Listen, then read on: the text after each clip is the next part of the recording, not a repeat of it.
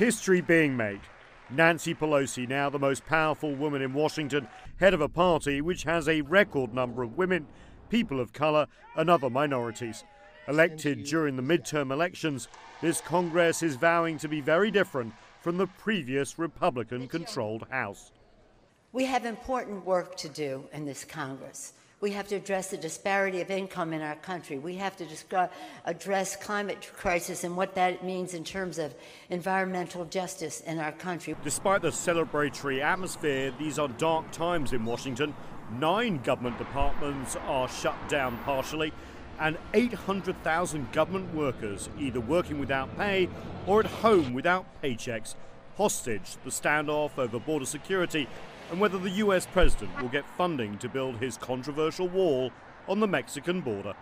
Just after Nancy Pelosi took up the speaker's gavel, the US president appeared at the White House briefing room. He congratulated her and offered her warm words. I just want to start off by congratulating Nancy Pelosi on being elected Speaker of the House. It's a very, very great achievement. Flanked by border security agents who all spoke in favor of the wall, the US president once again pressed his case. Without a wall, you cannot have border security. Without a very strong form of barrier, call it what you will, but without a wall, you cannot have border security. It won't work. But in the US political system, Congress controls the cash, and the US president knows that he will have to reach a deal.